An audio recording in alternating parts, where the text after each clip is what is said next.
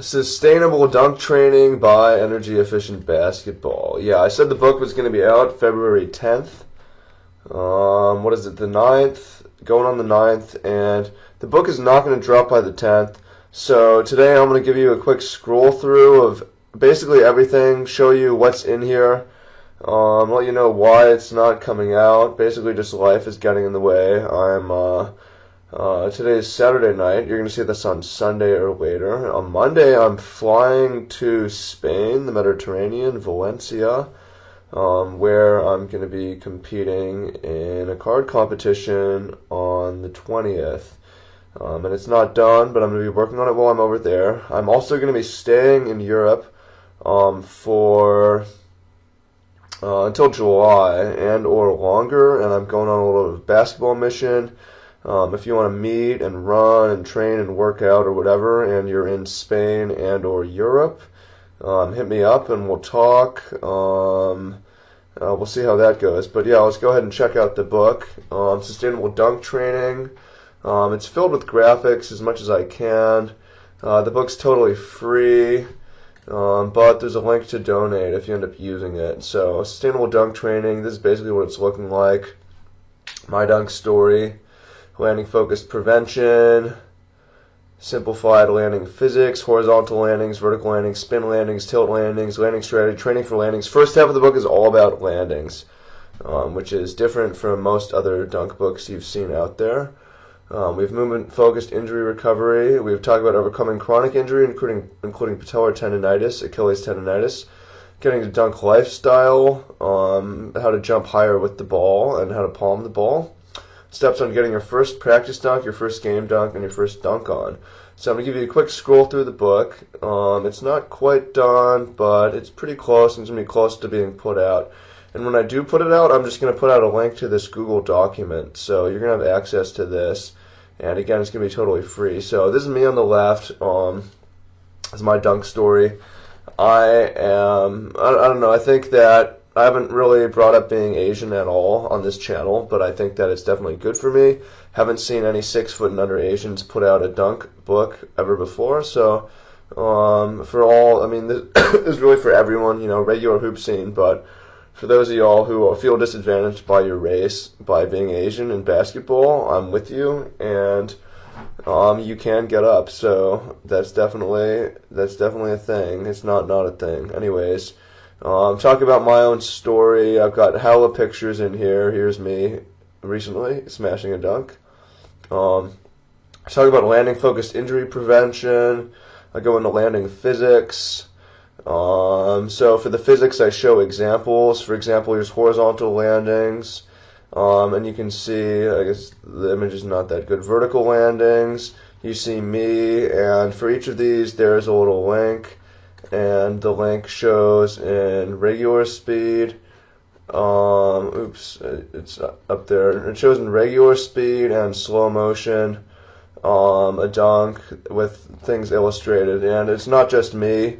Obviously, I can get up, but I mean, I've got Roy Hibbert here. I've got Blake Griffin. We have Michael Jordan up here.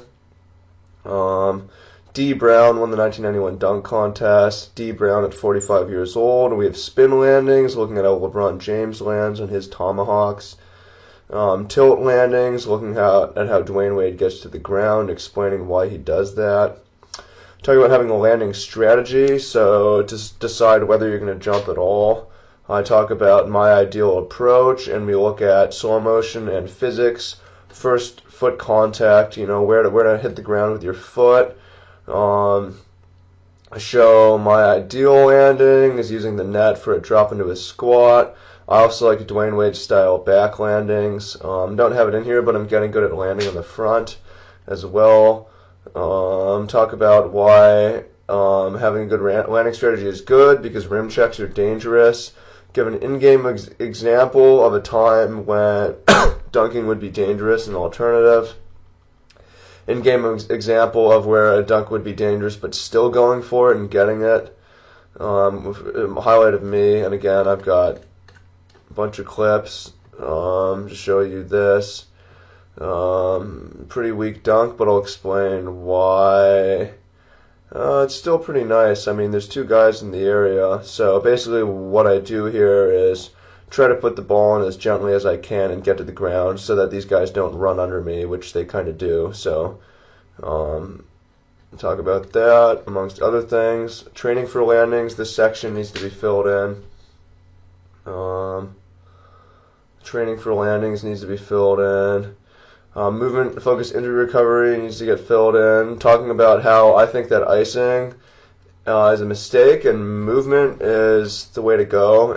But talking about how, LeBron James ices, why he does that, potentially what that means, whether you should ice or not, which I think is not, but we'll get to that when you see the book.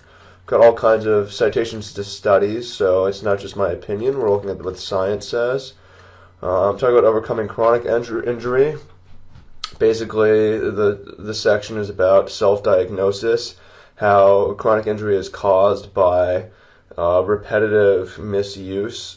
There's some motion that you're doing. You need to identify that motion and remove that. Otherwise, the injury is just going to persist because the cause is continuing. So talking about patellar tendonitis, shooting knock knee like Durant, I found I was doing and it gave me problems. And I got into squatting, got my knees out, started to change all the ways that I descended, changed the way that I descended stairs because the conventional way had started giving me problems. Throwing basketball, and I started walking downstairs backwards. You don't have to do that, but if you can get to the idea of why you would maybe want to do that, through the idea of how you should perform a squat or rather descending to the ground. I'm talking about a basketball exercise I did to correct my jump shot from what Durant was doing, and after all that, I had identified my patellar tendonitis and had no problems. And then I talk about overcoming Achilles tendonitis. I talk about basketball shoes and how most of them have this back heel counter, and how that will cause you problems. And it really depends on how you run. I take a look at how Olympians run and show that they generally, when they're running fast, they're connecting with the ball of their foot, and that causes plantar flexion, where with the basketball shoe, you'd be getting cutting in here. Basically, how to manage that. Still need to work on this section, chronic injury, and talk about, again, self-diagnosis. Then I have sustainable dunk training lifestyle, where I talk about how shitty lifestyle is the biggest passive killer of vert. Your vert is 0 if you're fat and dead, and it talks about how to break up your time, whether you're at school or you're at work, to make good training in your 24 hours. I have a section on jumping with and palming the basketball, which you can do regardless of the size of your hand. I talk about getting to the seams of the basketball and how that'll make it easier to palm. Talk about getting into a mirror room and dribbling on the seams and just dribbling in front of a mirror and how that will improve your ability to pick up the ball in the seams and get to a good grip so you can dunk. I talk about use of the upper body, how you want to pick the ball up, dip it down before exploding off all fours. And again, we've got slow motion footage of this. Talk about an exercise I like to do to train jumping with the ball.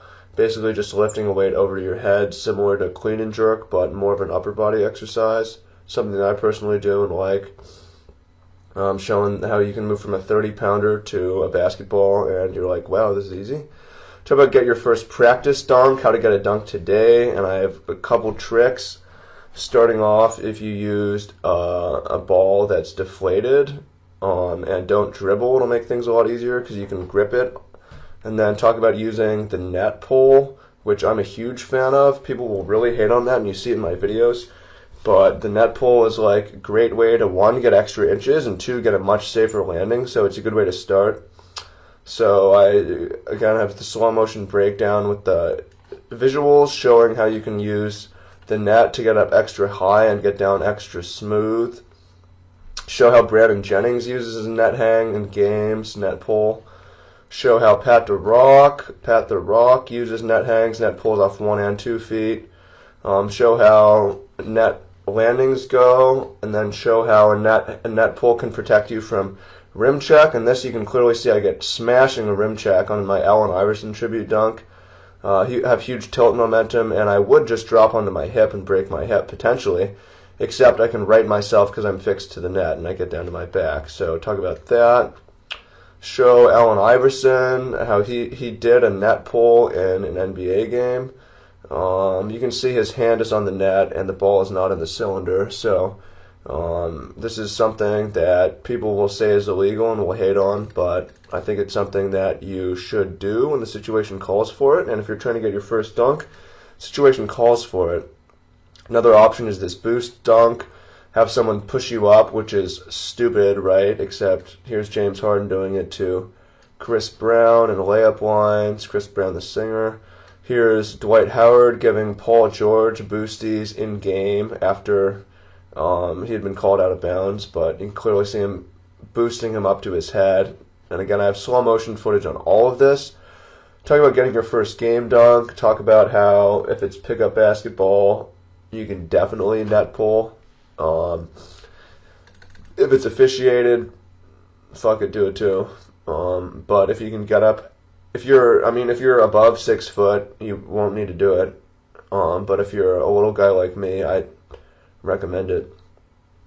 And then talk about game situations, basically how to play on defense to either leak out for dunks or gambles, and what do I think the best way to get one is. Showing how if you're playing the point like me here, and the shot goes up and your man crashes, this guy's job is to stay home. So if I leak out and we get the rebound, which we do, that's a game dunk. And then I got your first dunk on. I haven't even done this myself, but I'm working on that. And then a little closing your dunk story, and then maybe put in some more sections. But that's basically the dunk. It's going to be a short read. It's going to be full of visuals, combination pictures cut up and with diagrams and slow motion footage, and it's going to be all about landing, jump technique. I don't get up off 1 foot, so I'm not going to be talking about 1 foot technique in here, so sorry about that for those guys excited about that. And yeah, I definitely think this is going to be the way to go. I'm 6 foot, I have a 7'9" standing reach, have to jump 30 or more to even get a weak dunk. So, I'm up there, I've been up there, I'm 24, I've been doing this since I was 18. I was doing it today. I don't have injuries. I had injuries in the past, but everything in here will help you avoid that so you can get jumping higher and continue to jump higher. And I'll put the book out as soon as I can. I only have a few more sections I need to do. I know I'm teasing you guys, but try to get it out. If you guys can hype this and share it, that would definitely incentivize me to share it, to get it out. If you show your friends or whatever to get them excited, get them ready. Also, if you let me know what, if there's any sections you didn't really see in here that you think should maybe be in here, things you're curious about, questions, things you want to hear me talk about in here, yeah, then hit me with questions. Peace out, and I'll try to get this thing to you in February, definitely, as there's not necessarily that much left to do, but I'm trying to get it just right. So, peace.